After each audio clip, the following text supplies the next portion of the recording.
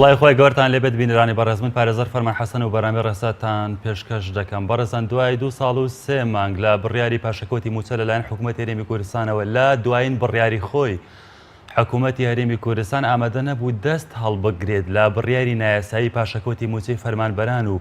دەیەوێت بە هەندێک دەستکاریەوە بەردەوامی بە پاشەکەوتکردن و گلدانەوەی موچەی فەرمانبەرانی هەرێمی کوردستان بدات. فەرمانبەران و خەڵکی کوردستان دەپرسن بۆچی حکوومەتی هەرێمی کوردستان لە بری ئەنجامدانی چاکسازی و شەفافکردنی داهات و گێڕانەوەی داهاتی میلەت و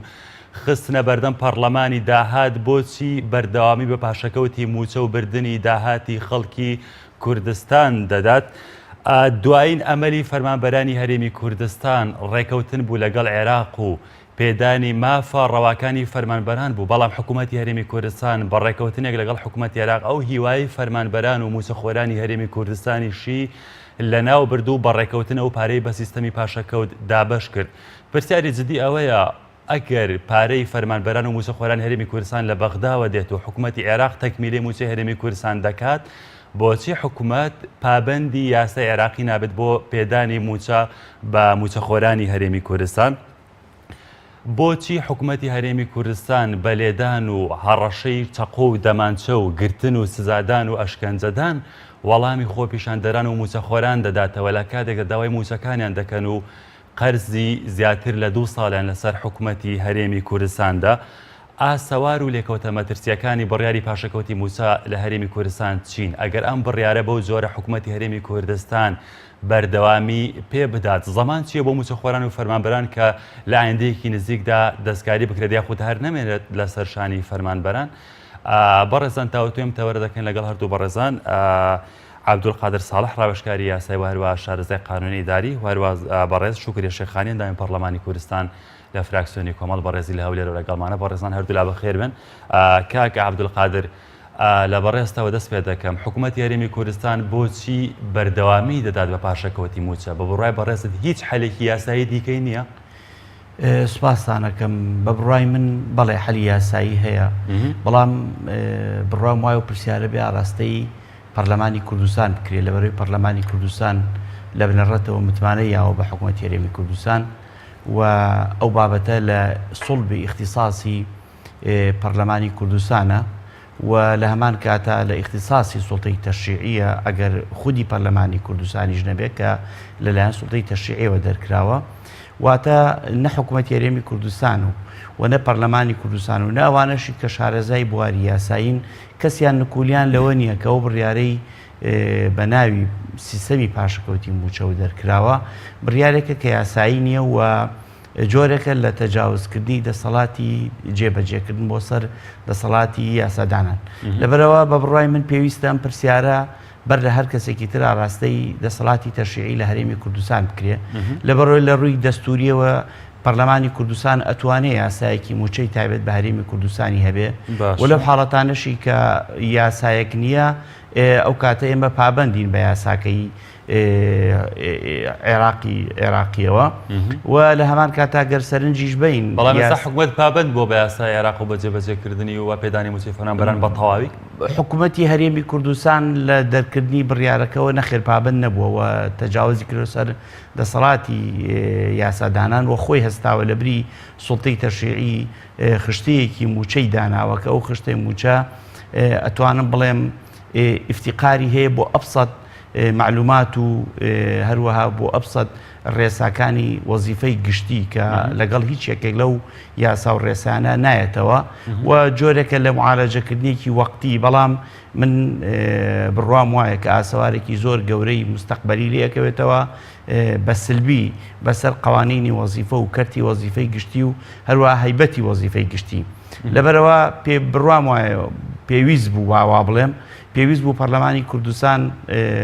دوای ئەوەی کە دەست بەکار بوویەوە ئەبوایە ئیشی لەسەر هیچ یاسایەکی کە نەکردایە و تەنها کاری لەسەر یاسای بکردا لە بەرەوەی یاسا پەیوەندی بە قوت و بە ژیانی هاوڵاتیانەوە هەیە لە هەرێمی کوردستانە. لەبەرەوە چونکە بیرمان نەچێ کاتێک کە فەرمانبەرێک ڕوبەڕووی قەیرانی دارایی ئەبێتەوە کۆی جونگەکانی ئابووری لە کۆمەلگا تووشی قەیران ئەبێتەوە بۆ لەبەرەوەی دەخلی فەرمانبەرە ئەبێتەوە ئەچێتە بازاڕ و لە هەمان کاتە کەسەبەی بازار ئیسفادەی لەیەکە و ئەویش ئەگەڕێتەوە بۆ مەسەر بۆ بازرگانەکان و هەروەها کەرتی سناعی و کەرتی کشت و کاڵی واتە هەمووان ئەڵلقەیەکن پێکەوە بەسراونێتەوە کاتێک کە فەرمانبەرێک ڕوبەڕووی نەبوونی و نەداری ئەوێتەوە واتە کۆی سیستەمی اقتصادی لە وڵاتە پەکی ئەکەوێت و تووشی فلیجی زۆر باشە کاک عەبدولقادر بەڕێزت ئەوەکو کەسێکی یاسایی ئەم شێوازنەوەی حکوومەت کە دەیەوێت جارێکی دیکە دەستکاری موچە بکات بەبێ هەڵگرتنی پاشەکەوت هیچ گرنتیەکی قانونی تێدایە بۆ فەرمانبەران کە حەقەکانە نەفەوتیە و مافەکانیان دەستە بەربێت گرنتی جەنابەت باس لە گرنتی قانونی کرد خۆی بڕیارەکە لە ئەسڵا بڕیارێکی قانونی نییە تا گرنتی قانونی لێ بکەوێتەوە و خۆشت ئەزانی خۆت کەسێکی یاسایی و پارێزەری ئاسەواری قانونی لە دەقی قانونی ئەکەوێتەوە ئاسەواری قانونی لە بڕیارێکی غێرقانونی ناکەوێتەوە لەبەرەوە بەڕاستی ئەوەی کە حکوومەت هێرێمی کوردستان چۆتە ژێرباری و جێبەجێی کردووە و دەری ئەکاوە تعدیلی کردووە من بڕوام وایە کە گرنتی قانونی نییە بۆ ئەوەی ئەو مافوولە کەوتانەی تریش کە هی فەرمانبەرن و حەقی مکتەسەبن سبەینێ بگەڕێتەوە چونکە ئەگەر کاتە بێ من تەوزیحێکی بەسیط بەم بۆ ئەوەی تەئید بێ بۆ ئەم حاڵەتی کە من باسیەکەم و کە وەک ئەوە نەبێت کە تەحلیلێکی سیاسی بێ ئێمە لە بەسیترین نموناگەر سەرنج بین لە قانونی تەقاعودی ساڵی ژمارە 27 ساڵی 2006 وهروەها قانونی تەقاعودی ژمارەی ساڵی 2014 تەنها بۆ ئەو لێبڕینەی کە پێ ئەوتێت تەوقیفاتی تەقاعودی و کە لە سا حوتی موچەیە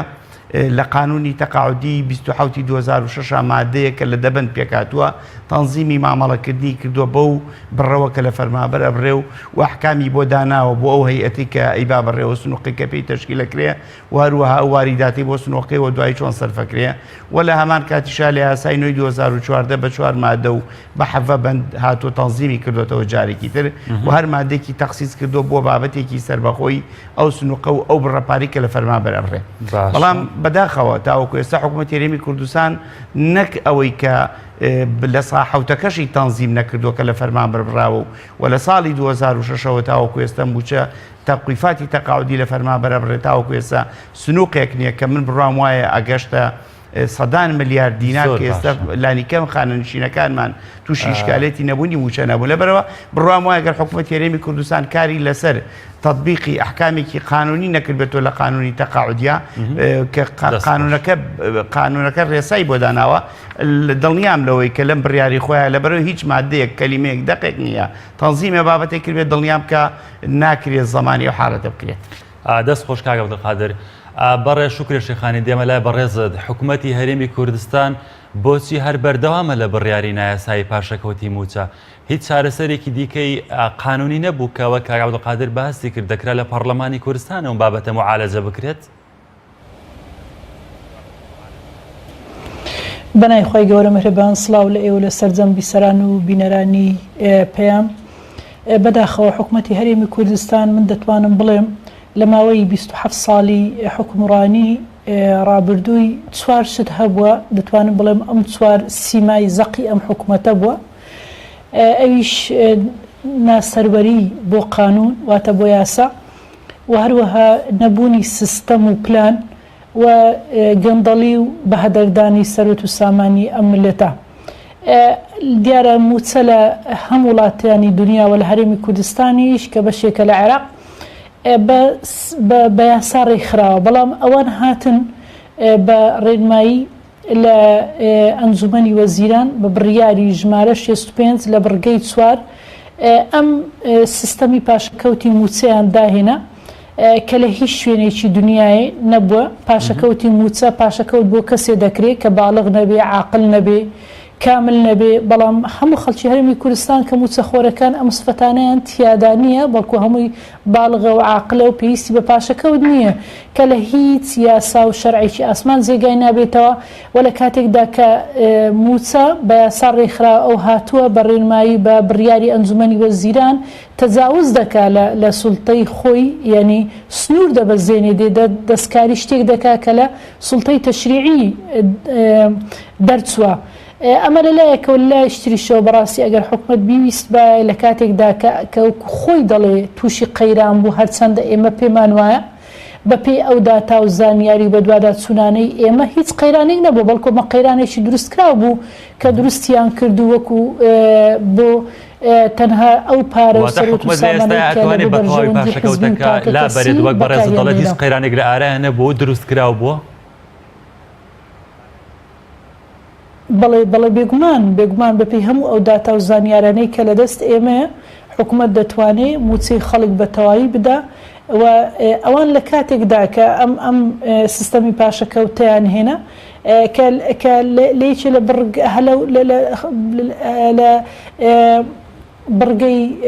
سوار دەڵێ چی دەڵێ هەر کاتێ حکوومەت داهاتی زیاد بوو مانگ بە مانگە پێداچوونەوەی بۆ دەکرێت دەی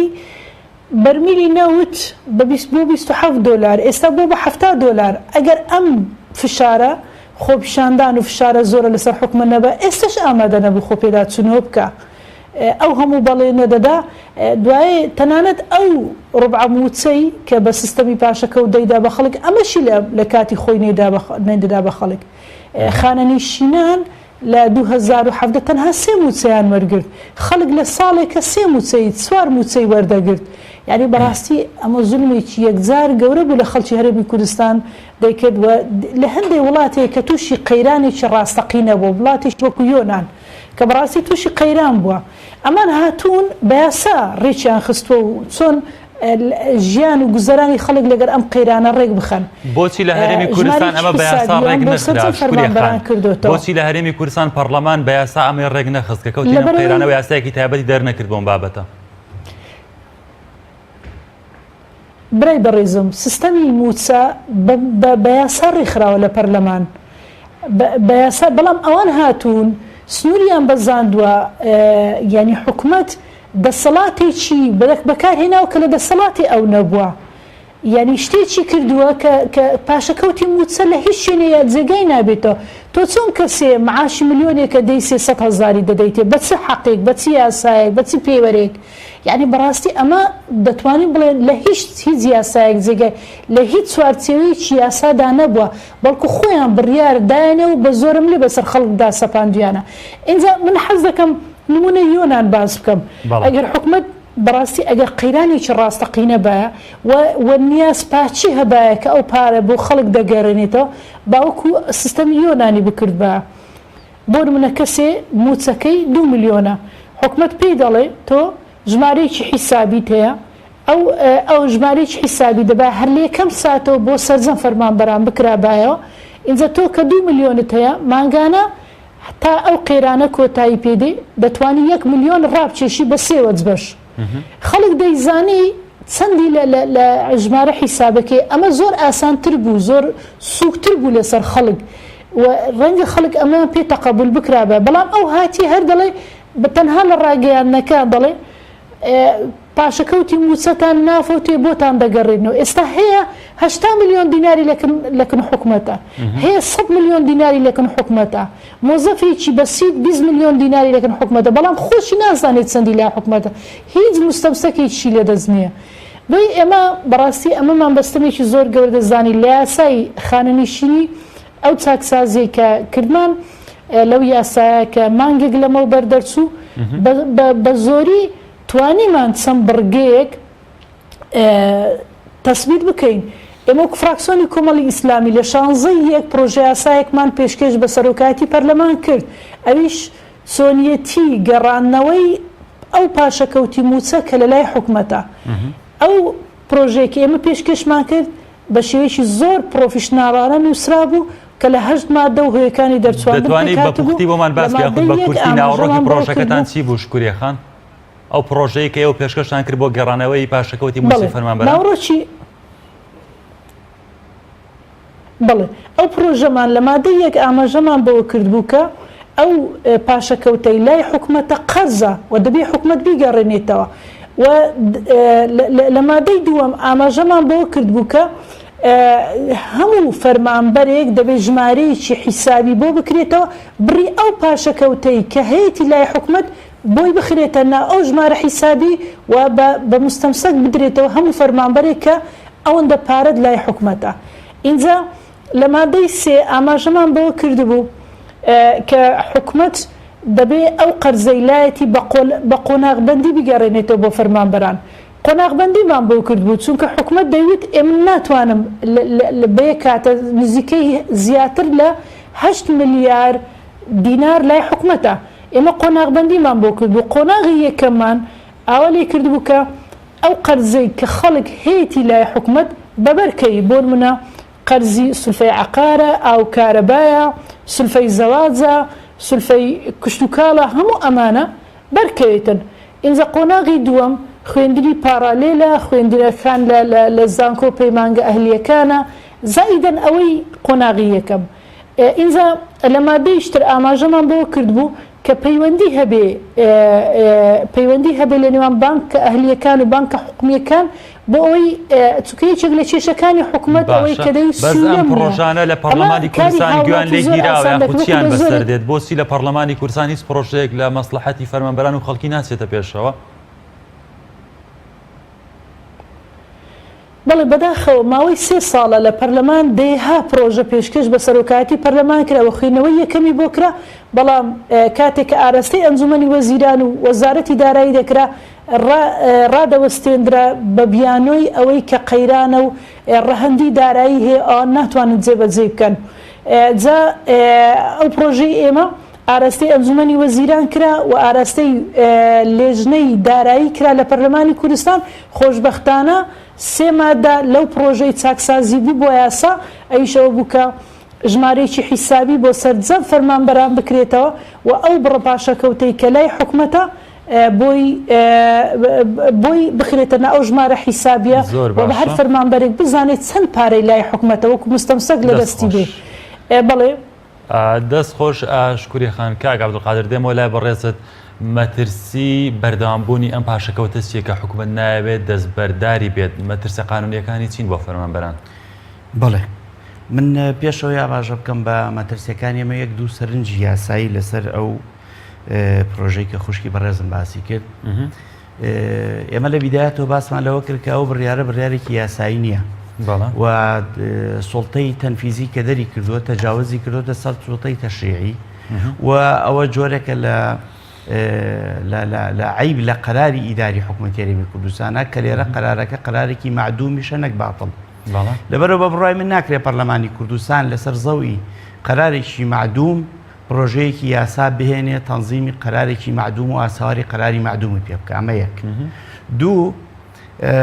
ئەوایە حکوومەتی هەرێمی کوردستان پابند کرا لەلایەن پەرلەمانی کوردستانەوە لەبەرەوەی پەرلەمانی کوردستان لە ڕووی قانونیەوە لەبەرەوەی متمانەیەوە بە حکوومەتی هەرێمی کوردستان دەبوایە پەرلەمانی کوردستان لانی کەم ئەگەر ئەتوانی حکوومەتی هەرێمی کوردستان بانکاتە بەردەم کابینی حکوومەت بە سەرۆکی ئەنجومەنی وەزیران مەسەرەن جێگری سەرۆکی ئەنجومەنی وەزیران وەزیرە پەیوەندیدارەکان بانک بکرێنەوەوانە پابند بکرێن بەوەی کە ئەبێ حکوومەتی هەرێمی کوردستان لەبەرەوەی خۆی قەرارێکی معدومی دەرکردووە دەبێت خۆی ئاساوارەکانی بەڵام کاک عەبدولقادر ئەمە لە ڕواقعیەوە ڕەنگە بەڕێزی شاگەداری پەرلەمانی کوردستان بانگی کردن و ئامادە نەبوون بێنە بەردەم پەرلەمان یاخود دەرەوەڵامیان نەدانەوە. دەرچوونی یاسایەک زمانێکی قانونی زیاتر نییە بۆ فەرمانبەران ئوسوسی ناکرێ ئەوە لە مەرحەلەیەکایە کە پەرلەمانی کوردستان لە ڕووی قانونیەوە کاتێک کە دەسەڵاتی ئیستیجوابی کابینەیەکی نەبێت بینێ ئەنجومەنی وەزیران یاساکەی جێبەجێ ناکە. ئەمە ئیشکال لێتەکەیەتی. ملاحەزەیەکی تر منەمێ بەخشە ملاحەزەیەکی تر لەسەرەوە لەبەرەوەی کاتێک کە من موچەیەکم هەیە ناکرێ بە یاسایەک بێت موچەکەم تەحدید کاتێک ئەم موچەکەم لێ بڕاوە حەقێکی مکتەسەب لێ بڕاوە ناکرێتەوە بە دەقێکی قانونی بێت بە من بڵێ موچەکەت بۆ تێ تەنها بیدەی بە ئاو بە کارەبا و بە ڕسومات. ئەی من لەوەچە لە شوێنێ پێویستیم بەوانە نەبێم پێویستیم بە پارەی کاشی خۆم هەیە کەواتە تۆ هاتی بە دەقێکی قانونی مافێکی ئەسیلی منت لێ وەرگرتمەوە لە تەسەڕوفکردن بە موچەیەکەوە کە حەقی مکتەسەبی خۆمە. لەبەرەوە بە بڕای من باش نییە پەرلەمانی کوردستان بچێتە ژێر ئەو دەقەی کە بێوێ موچەی کەسێک کە حەقی مکتەسەبێتی لە ڕووی تەسەڕوفیەوە کە کەسەکە مافی خۆیەتی چۆن تەسەڕوف بە موچە و بە پارەی خۆیەوەکە بێنی بخێنە چوارچێوی دەقێکی قانونیەوە لەسەر ئەو ئەساسی کە پێشتر باسمان کرد کە من نەتوانم لێرە سەرفی بکەم بتوان بە سەرفی. بەڵام حالی دیکە چییە بۆ وەرگرتنەوە گەر هەر حکوومەت ئامادە نەبێ حکوومەت بڵێ من توانام نێبی من بڕوام وایە پەرلەمانی کوردستان ئەگەر ناتوانێت سوڵتەی ڕقابی خۆی و ئەو سوڵتەی کە قانون پێیاوە بەرامبەر بە حکوومەت هەرێمی کوردستان جێبەجێ بکە بڕوام وایە پەرلەمانی کوردستان واز لە مەهامەکانی خۆی بێنێ باشترە لەبەرەوەی ناکرێ موسسەیەکی تەشریعی کە یاسایەک تەنزیمی ئوموراتی کردو و سەلاحیەتی دیاری کراوە نەتوانێت حکوومەتێک کە خۆی متمانەی پیاوە معالەجەی بڕیارێکی حکوومەتی تیادا بکرێت و ئەو بابەتە بێنێتەوە سەر ڕاستەڕێگەی خۆی خاڵێکی تر حکوومەتی پەرلەمانی کوردستان نەخاتە ژێر پرسیارەوە پەرلەمانی کوردستان یاسای موچەی ساڵی 2010 کە ژمارە 22 قانونی نیفازەکەی لە پەرلەمانی کوردستانەوە دەرنەچووە ئەندامانی پەرلەمانی کوردستان نەگەڕاونەتەوە بۆ ئەوەی کاکە بە پێی بڕیاری ژمارە 11 ساڵی 1992 پێویستە هەر یاسایە کە لە پەرلەمانی عێراقیەوە دەرەچێ ئەبێ لە هەرێمی کوردستان و لەلایەن پەرلەمانی کوردستانەوە نیفاز بکرێ ئەم یاسا نیفاز نەکراوە وەزارەتی مالیە خۆی هاتووە نیفازی کردووە وەزارەتی مالیە بە بەرچاوی پەرلەمانی کوردستانەوە یاسا نیفازەکە یاسا تعتیلەکە کارکردنی لە یاسایی ئەو یاسای لەبەر لایەنی کوردستان جێبەجێ نەکراوە لایەن پەرلەمان ئەو یاسای موچە لە هەرێمی کوردستانە لایەن پەرلەمانی کوردستانەوە یاسای نیفازی بۆ دەرنەچووە بیاسای نیفاز بۆ قانونی تەقاعودی موحەتی ژمارە 27 ساڵ 2006 دەرنەچووە واتە پەرلەمانی کوردستان لە غیابی ڕقابەی خۆی بەسەر موسساتی حکومیەوە وای لێیە کاتێک کە یاسا لەلایەن وەزارەتێکەوە نیفازەکرێ هەر خودی وەزارەتەکە خۆی یە تعتیلی یاساکەیەکە لەبەرەوەکە لە بنەڕەتەوە ڕێگە لەوە بگیرایە کە وەزارەتێک نیفازی یاسا نەکا بێ پەرلەمان بیکە ئەو کاتە ئەو وەزارەتە ڕێگەی بەخۆی نەیەدا کە تعتیلی یاسایە بکاتەوە کە پێشتر خۆی نیفازی کردووە باشە سەبارەت بۆ پرسیاری لێم کردی کە مەترسی چیە حکومەت جارێکە ئەم دەستکاریە ئەوەی بۆ بکرێت و بڵێن باشە و جێبەجێ بکرێت یعنی مەترسی چیە بۆ فەرمانبەران ئەمە چەندێکی دیکە درێژ بکرێتەوە بەردەوام بێت ئێمە ئەگەر سەرنج بین لە 2 ساڵی ڕابردووە کە ئەو بڕیارە جێبەجێ کراوە لە هەرێمی کوردستانە سەرنج بین بەڕاستی لە ڕووی ئیداریەوە جۆرێک لە فەوزایەکی ئیداری لە هەرێمی کوردستان دروست بووە و ئەتوانم بڵێم ئەم بڕیارە بە مەسابەی بۆمبێکی تەقێنراوەیە لە ناو کۆی یاسا وەزیفیەکانە کە هەموو یاسا وەزیفیەکانی ئەوەی ئەو یاسانی کە تەنزیمی کەرتی وەزیفیەکە لە هەرێمی کوردستانە هەمووی تعتیل کردووە یاسای موچەی تعتیل کردووە یاسای ڕاژەی شارستانی تعتیل کردووە یاسای بەرزەفتکردنی فەرمانبەرانی تعتیل کردووە حتا یاسای خانەنشینی تعتیل کردوواتە ئێمە تەنها نابێت لەو ڕوانگەوە سەیری بکەین کە فەرمانبەرەکە موچەی وەرنەگرتووە ڕاستە ئەوە تەئسیری ڕاستەوخۆ و سەرەکی هەیە لەسەر باری ژیان و گوزەرانی فەرمانبەرەکە بەڵام لەو لاشەوە گەر سەرنج بین دەیان ئاسەواری سلبی لە بەرەنجامیان بڕیارەوە کەوتوێتەوە بەڵێ بۆ ناگەر سەرنج بین سەیری داوائیرەکان و داوامی داواییرەکان بکەین کە لەو کاتەوە بڕیارە جێبەجێکرێت داوامی دایرەکان بە تەواوی بەسەرێکات چۆن ڕڵی تێکەڵ بووە و ئیلتیزاماتی وەزیفی کەم بووێتەوە هەیبەتی وەزیفە نەماوە فەرمانبەر کەوتۆتە مۆقعەکەوە کە بەڕاستی چاوی لە دەستی کەسێکی ترەکە هاوکاری بکە کەرامەتی فەرمانبەری تیا ڕووشاوە لێپرسینەوە لە ناو کەرتی وەزیفیان نەماوە محاسبە نەماوە ئیلتیزام بەدەوامەوە نەماوە کەسەکە لە سادەترین مافیەکە قانون پێیاوە بریتێ لە سەرموچەوە تەرفیع بابۆستێکە هەر نەماوە لە سادەترین مافیا کاتێکە سەرموچەیەکی بۆیێتەوە دنیاە دوعا و نزاعەکە کە سەرموچەی بۆ نەیەتەوە لە کاتێکە جاران گەر کەسێک سەرموچەیەکی بۆ باتێتەوە حەفلەی بۆی جێڕا ئێستا بێ سەرموچەی بۆ نەیەتەوە لەبەرەوەی گەر سەرموچەکەی بواتەوە بەپێی ئەو خشتەیی کە وەزارەتی مالیە دایناوە موچەکەی ئەچێتە پلەیەکەوە کە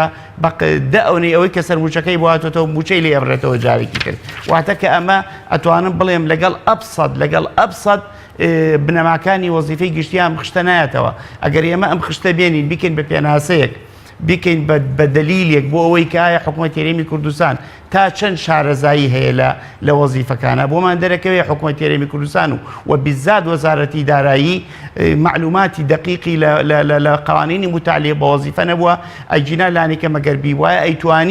ئەیتوانی بە جۆرێک خشتەیەک تەنزیم کادای بنێ کە لانیکەمەوە سەوارە سلبیانی لێ نەکەوتایەتەوە کە ئێستا لێ کەوتوێتەوە تعتیلی ئەحکامی تەرفیع کراوە تعتیلی ئەحکامی عناوینی وەزیفی کراوە تعتیلی حتا ڕاستە سەرموچە ئەڕوا بەڵام بەڕاستی لە زۆر شوێنە کەسەکە کاتێککە سەرموچەی بۆیێتەوە کۆڵی خەفەتی پێخوا لەبەرەوەی بە سەدان هەزار دیناری لێ ئەگەڕێتەوە دواوە لەبەرەوە ئەمە لەگەڵ کۆی کاری وەزیفیا لە هەرێمی کوردستانە نایەتەوە ئێمە بۆ مستەقبەلیش ئیشکالێتمان هەیە لەبەرەوەی کاتێک کە فەرمانبەرێک بە بڕیارێک ئەمڕۆ تەرفیعەکەی ڕایگیراوە و تەرفیعیش پەیوەندی بە کۆمەڵێک مەرجەوە هەیە وەکو پەیوەندی بە بەرواری ئیستحقاقەوە هەیە تۆ دوای 4 ساڵی کە یەی تەرفیعی فەرمانبەرێکم بۆ تەسبیتەکەی بە چ بەروارێ تەسبیتیەکەی ئایا ئەو ئاسەوارە مالی کە تەرفیعەکەی خاتەوە بە بەرواری پێش 3 ساڵی خەیت حکومەتی هەرێمی کوردستان لەو کاتا بچێتە ژێر لانی کەم قەرەبووی 6 ملیۆن دینار تا و کاتە بارەکەێنتەوە ڕاستە واتە حکومەتی هەرێمی کوردستان بەو بڕیارەی کە دەری کردو بەو خشتەی کە دایناوە لەگەڵ ڕێزماوانەی کە داناوە دەقیق نەبوون خۆی خسۆتە ناو کێشەیەکی زۆر گەورەترەوە کە بە بڕای من دەیان ساڵی ئەوێت تاوەکو حکومەتی هەرێمی کوردستان بتوانێت لە تەپوتۆزیان بڕیارەی خۆی بتەکێنێ بێتە دەرەوە. زۆر باشە شکوری خاندەمە پرسیارەوە لێ بکەم بۆچی حکومەتی هەرێمی کوردستان دوای 27 ساڵ لە حکومڕانی لە بریەوەی ئێستا پەناباتە بەر چاکسازی و کۆکردنەوەی داهات و ئاشکراکردنی بە شێوەیەکی شەفاف بۆ خەڵکی بۆ ئەوی معالەجەی کێشەکانی بکات کەچی هەر بەردەوامە لەسەر پاشەکەوتی موچە و لەسەر قوت و ژیانی خەڵک کێشەکانی معالەجە دەکات؟ بەداخەوە بەڕاستی ئەو حکومەتە بەهۆی نەبوونی سیستەم و پلان و سەپاندنی حزب دەسەڵاتی حزب بەسەر کۆی جنگەکانی دەسەڵاتی تەشریعی دەسەڵاتی دادوەری دەسەڵاتی جێبەجێکردن بەڕاستی حزب و تاکە کەس لەم هەرێمی کوردستانە ئەمان دەسەڵاتیان دەڕوا ئەمان قسەیان دەڕوا جا بەپی بە دوواداسوونەکانی ئێمە دەتوانم بڵێم لە 1975 ئەو یاسانی کە لە پەرلەمانی کوردستان دەردەچێ جێبەجێ ناکرێ و بەشێکی زۆر لە یاسایەکان کە لە وەزارەتەکانە ئێستا یاسا دەقی یاسایەک ڕەت دەکرێتەوە بە ڕێنماییەک یعنی ئەمە لە هیچ شوێنێکی دنیاە ئەمە نەبووە ئەمە لەلایەکەوە لەلایەشتر بەڕاستی ئەم حکومەتە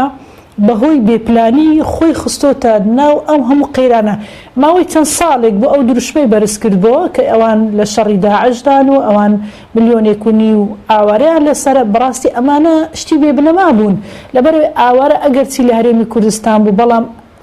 بەڵام بوجە و موچیان هەر لەسەر حکومەتی ناوەند بوو هەر موچەی خۆیان لە حکومەتی ناوەند وەردەگرت و ڕێکخراوە نێو دەوڵەتیەکانیش هاوکاریان دەکردن و شەڕی داعشیش ئێمە چەند جار وەزیری داراییمان بان کرد بۆ پەرلەمان پێمان وت مەسرەفی چەندە وتی تا ئێستا ئێمە یەک سەنتیشمان نەداوە گولەیەکی پێ بکڕین ئەوەی کە مەسرەفەکەی بەداتا و بە دیکۆمنت هەمووی خستە بەردەستی ئێمە شەڕی داعش ینی 6 مانگ 30 ملیۆن دینار مەسرەفی بوو ئەیش مەسرەفەکەی چی بوو خواردن و جلوبەرگ بۆ پێشمەرگە دەنا باقی شتەکانی تر هەمووی لەسەر وڵاتە زلهێزەکان بوو واتە شەڕی داعش بۆ حکومەتی هەرێمی کوردستان بیانوێکی معقول نەبوو بۆ ئەوەی بڕیاری پاشەکەوتی موچەی پێ بەرداوام پێ بدات و مەسرەفی کەوتۆ لەسەر حکومەتی هەرێم نەبوو بەڵێ بە تەکید لەبەرەوەی ئێمە بەداتا لە لامانە ئێمە بە دیکۆمنت لە لامانە ئەمە وەزیری بانجی وەزیری داراییمان کرد وتمان مەسرەفی چەندە شەڕی داعش شەڕی داعش 6 مانگ حیسابی بۆ دەکرا 6 مانگ 30 ملیۆن دینار بوو عەفەن 30 ملیۆن دۆلار یعنی لە ساڵێکە شەڕی داعش مەسرەفی 6 ملیۆن دۆلار بوو لەبەر ئەوان چەق و تەقەمەنیان نەدەکڕی ئەو مەسرەفەی کە کەوتووە ئەستۆی حکومەتی هەرێمی کوردستان تەنها خواردن و هەندێک پێداویستی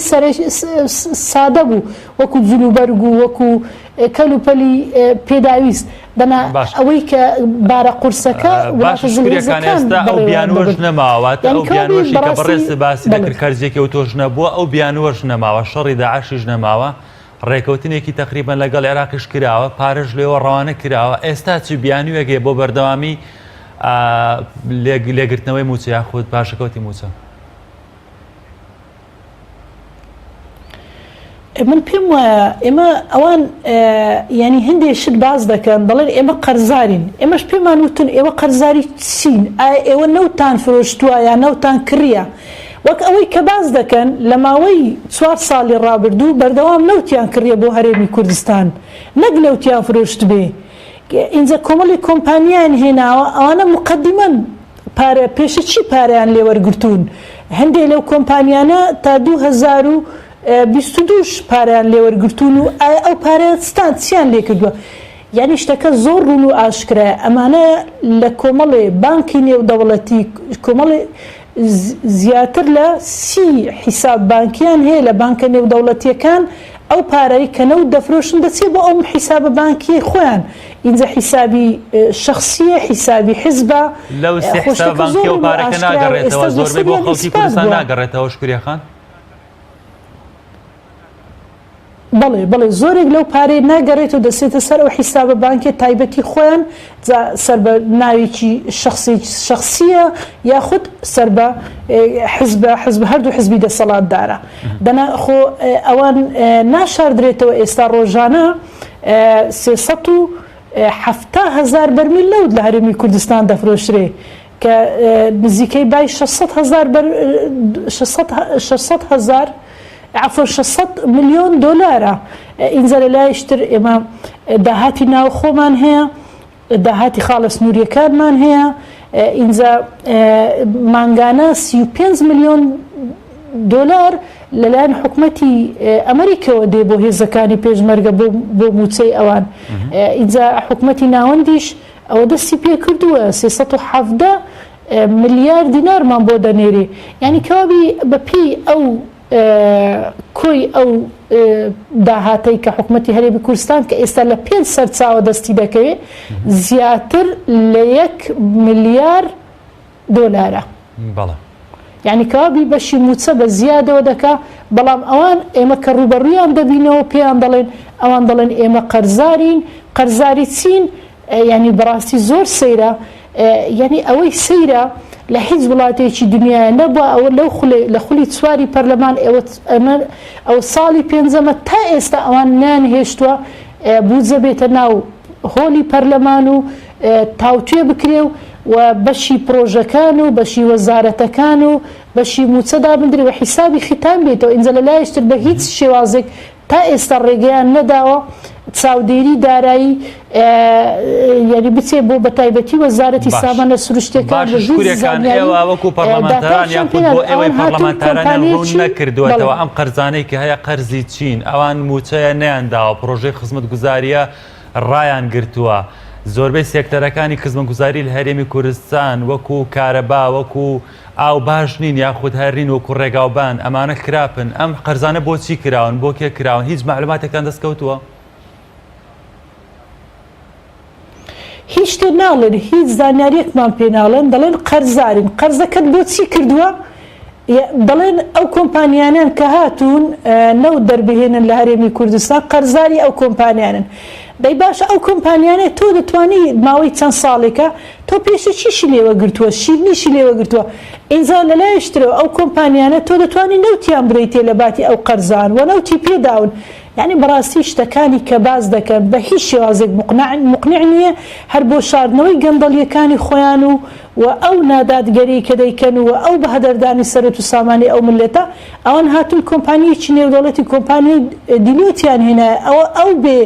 ئەو هەر مقدمەن هاتووە دەستی بە کارەکان کردو و داوای چەند ملیۆن دۆلارێکی کردووە لە کاتێکدا تا ئێستا راپۆرتەکانی ئەوانیش دیار نیە و راپۆرتەکانی ئەوانیش ڕوون نییە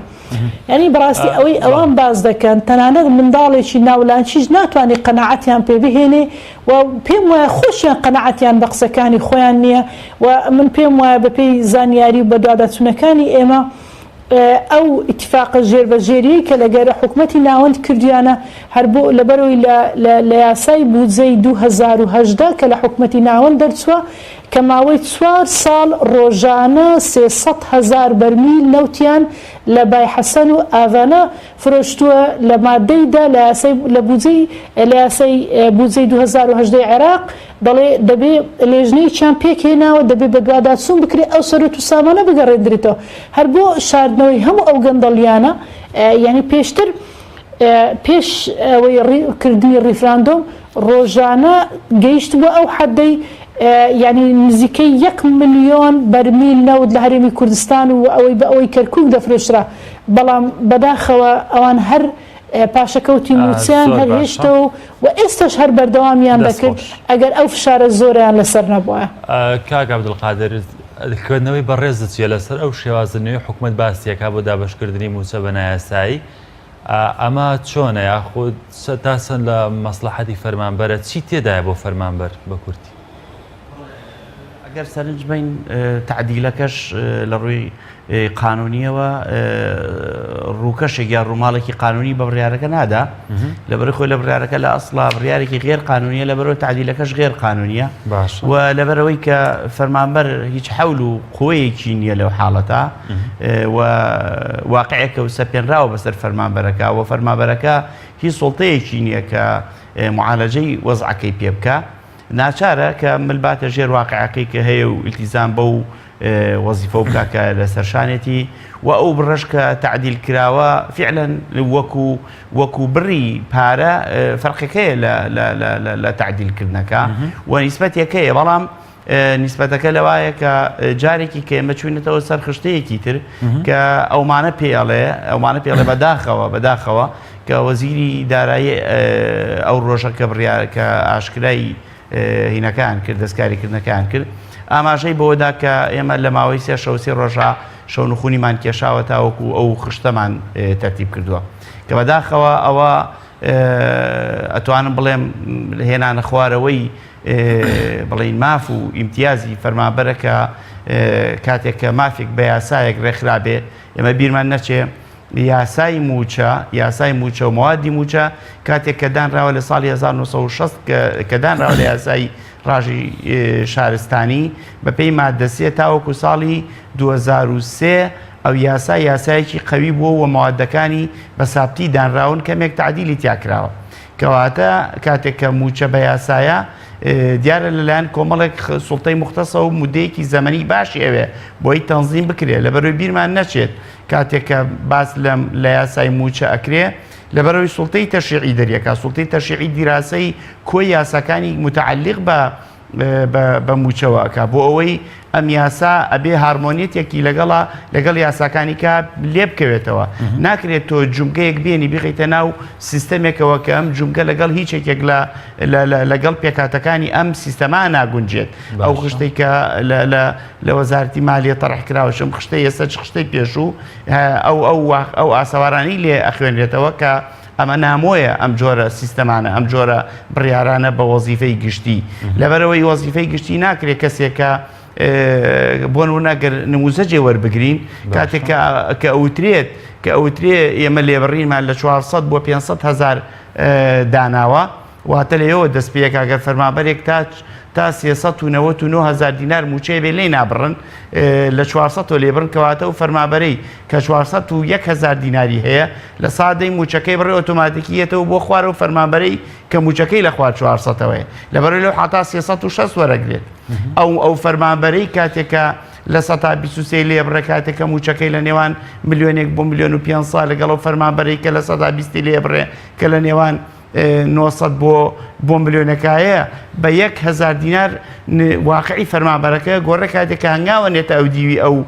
ڕێژەیەوە گەر خوا نەخواست سەرموچەیەکی بۆ بێتەوە ئەوە لەبری ئەوەی پارەکەی زیادکە پارەکەی کەمەکات ئەمە دلیلە لەسەرەوەی کە بەڕێزان وەزارەتی مالیەوە و موسسەی دەسەڵاتی جێبەجێکردن دەست و پەنجان نەرم نییە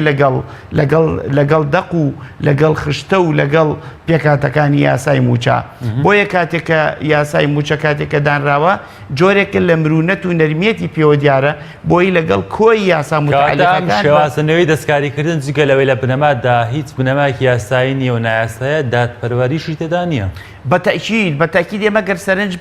ئەگەر سەرنج بین لە ڕوێکیکەوە کاتێک کە باز لە ڕێژەی لێبڕینەکە کرێ لە نێوان 400 بۆ 500 500 بۆ 600 600 بۆ 700 بۆ 800 800 بۆ 900 ئەوە هاتووە 100 لەویا بڕێکی لێبڕینی بۆ جیا کردوێتەوە بەڵام کاتێکە بێ بە ملیۆنێک لە ملیۆن بۆ ملیۆن و 500 هێناوە خازعی کردو بۆ حکمێکی لێبڕین کە ئەمە نەعەدالەتیەکە لەو فەرمانبەرانی کە موچیان ئەکەوێتە نێوان ملیۆن بۆ ملیۆن و 500 لە کاتێکا ئەو فەرمانبەرەی کە لە ملیۆن تا ملیۆن و 500 هەیە لەگەڵ ئەو فەرمانبەرەی کە فەرمانبەرێک کە ملیۆنێک و 10,000 دیناری هەیە لەگەڵ ئەو فەرمانبەرەی کە ملیۆنێک و 998,000 دیناری هەیە فەرقی لێبڕینی ئەم دوو فەرمانبەرە تەنها لە سا دووە لە کاتێکە ئەگەر سەرنج بین بۆ ستێپەکانی پێش ئەوە سەد هاتووە لەبەرەوە تەنانەت دەستیان تەتەڵی کردو لەوەشە وەک پێویست مراعاتی تطبیقی عدالت نەکراوە لەوەشە هاتوون پێنج ستێپیان کردو بە یەک خازعیان کردەوە بۆ حکومێک لە کاتێکە ستێپی پێش ملیۆنەکە هەر 100,000 و مەرحەلەیەکیان بۆ داناوە. کاک عەبدولقادر دەگوترێت دەکرێت بە گونجاندن یاخود بە ڕێخستن و دەستکاریکردنی موچە بە چاکسازی تێدا بە دەستکاریکردنی کۆمەڵێک دەرماڵی ناپێویست ئەم کێشەیە معالەجە بکرێت و بە یەکزاری پاشەکەوتیش لەسەر فەرمانبەران هەڵبگیرێت دەکرێت ئەومان بۆ ڕوون بکەیتەوە؟ بەڵێ ئێمە ئەگەر سەرنجی ئەحکامەکانی یاسای موچەی ژمارە 22 ساڵی 2008 بکەین کۆمەڵێک دەرماڵە هاتووە بەدەق هاتووە لەوێ سوڵتەی تەنفیزی سوڵتەی مقەیەدەیە کە بەپێی سەرجەمە ئامارانەی کە بڵاو کراونەتەوە و ئەو ئامارانەی کە لەسەر داهات بڵاو کراونەوە ئامارانی کە بڵاو کراونەوە لەسەر ئەوەی کە ئایا ئەم دەرماڵانە چەندێک چەندێک لە کۆی ئەو پارە تشکیلەکە کە بۆ بوجە دانرێت دەرکەوتووە کە موچەی ئیسمی فەرمانبەران نزیکەی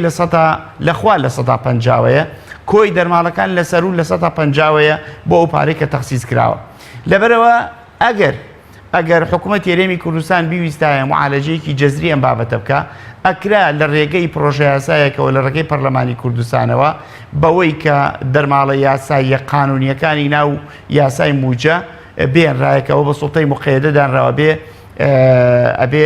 دەسەڵاتی جێبەجێکردن پێ و متعلق بێ بەڵام ئەو دەرماڵانەی کە سوڵتەی تەقدیری تایە هەیە ئەکرا لەوێ لە ڕێگەی پەرلەمانی کوردستانەوە هەندێک لەو دەرماڵانە کە موزیادیان تیا بکرایە و تعدیل بکرانە ئەو کاتە هەرێمی کوردستان لە دوو حاڵە ڕزگاری ئەبوو لە یەکەمیان لەوەی ڕزگاری بوو کە فەرمانبەر ئەو کاتەیە موچە و دەرماڵەکانی بە یاسایەک ڕێگەخرا کە پەرلەمانی کوردستان بوو و حکوومەت هێرێمی کوردستانیش ئەو کاتە ئەوەی کە خۆی ویست لە سۆنگەی ئەو یاسایەوە کە لە پەرلەمان دەرەچوو معالەجێ پێکرد و خەتەرترین شت کە بەڕاستی ئەمە زۆر کێشەیەکی گەورەیە مستەقبەلیە بۆ حکوومەت هێرێمی کوردستان ئەوەیە ئێمە مانگ دوای مانگ پاشەکەوتی موچە تەراکومەکە لەسەر حکوومەت هێرێمی کوردستان کە ئێستا نزیک بۆتەوە لە 10 ملیار کە بەڕاستی ئەمەش تەبیعاتی زۆر خەتەری هەیە بۆ مستەقبەل چ لە ئاستی لە کاریگەری لەسەر فەرمانبەر و چ لەسەر کاریگەری لەسەر خەزیانەی گشتی حکوومەت هێرێمی کوردستان. دەست خۆش کاک عەبدولقادر شکوری خاندێمەوە لای بەڕێزتدا و دووخولەکەی کەمامە دەیدەم بەڕێزت بۆ ئەوەی قسەکانە تاوا بکەی گلەی زۆر لەسەر پەرلەمانی کوردستانەیە لە حاڵێکدا کە خەڵکی کوردستان لە هەموو ناوچەکان خۆپیشاندان دەکەن داوای مافی خۆیان دەکەن دەگیرێن لیان دەدرێت هەڕەشیان لێ دەکرێت پەرلەمانی کوردستان بۆچی بێدەنگە و تا ئێستا هیچ کۆبوونەوەی یاخود دەنگێکی نییە لەو بارەیەوە؟